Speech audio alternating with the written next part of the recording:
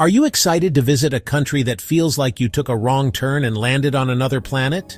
Not just a weird tourist spot, nope. I'm talking about a place that feels like a simulation game where the developer got tired and left everything running on autopilot. Imagine this, a capital city made entirely of white marble, spotless empty streets where you'd be scared to breathe, a golden statue that literally spins with the sun, a massive flaming crater that's been burning since 1971, and internet. Dream on, because good luck finding Wi-Fi there. Welcome to Turkmenistan, the most official, most polished, and strangest country you'll ever hear about.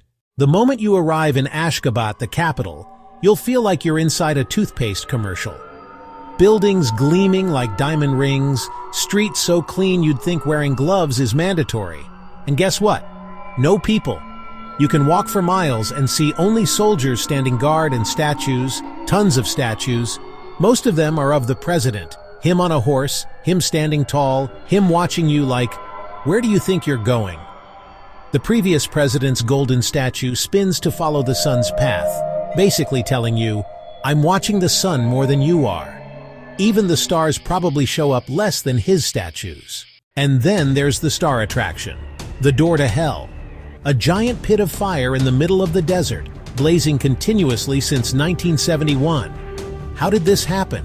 The Soviets were drilling for gas, the ground collapsed, gas leaked out, and they thought, let's burn it off, it'll go out in a few days. Plot twist, it's still burning. People travel from all over the world to snap selfies next to this eternal flame. Some even roast marshmallows over it. Yes, marshmallows on hellfire. Family fun at its finest. The catch? No fences, no safety rails. Step too close and you become the marshmallow. Now about the internet. Welcome to the nostalgia of dial-up. WhatsApp? Nope. Facebook? Banned. TikTok? Forget it. Even Google struggles to load pages. Trying to use a VPN? The security forces might pop up asking, what are you plotting? The locals use government-approved alternatives like Turkmenet and Altin, which look like relics from the 90s. Opening a page there is a full coffee break experience. Want to travel freely? Nope. Getting into Turkmenistan requires a complex visa process, and once inside, you must be accompanied 24/7 by a government-approved tour guide. Yes, your own personal chaperone. Want to take a stroll? Wait for the guide. Go to the bathroom? The guide's coming too. Smile too much next to a statue? The guide might ask if your smile is patriotic enough. The guide doubles as your photographer and censor, deleting inappropriate photos on the spot. Turn on the TV? Prepare for rules that sound like a joke but are very real. No white hair on broadcasters. If you're over 40 and going gray, better dye it before going live.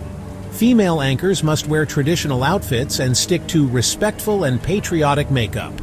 Every news bulletin starts with praise for the president. Even the weather forecast begins with, thanks to our wise leadership, today's weather is moderate. And forget about wild dance parties. Dancing with too much enthusiasm is banned. Respectable dancing only, please. Advertising. Forget about billboards selling Pepsi or smartphone deals. No flashy promotions or burger discounts.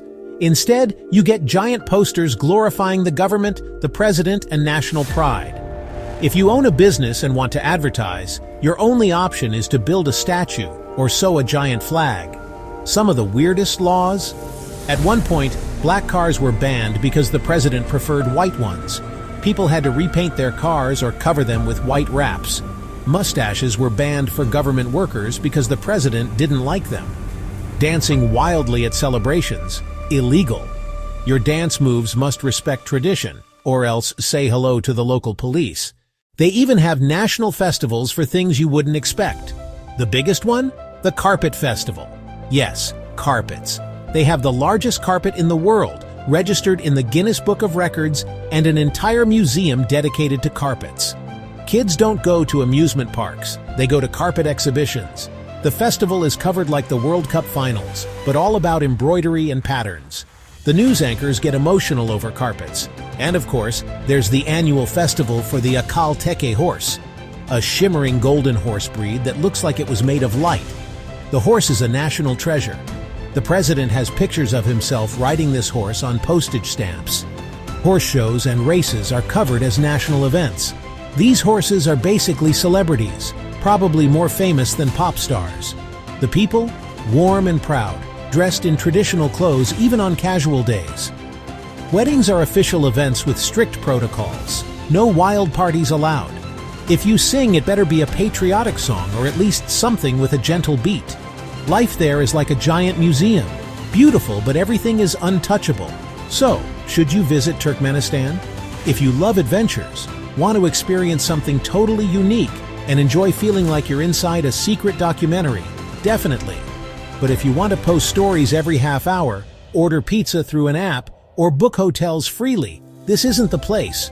If you do go, you'll come back with stories no one else can top. I visited the door to hell, saw the world's longest carpet, and had a tour guide following me to the bathroom.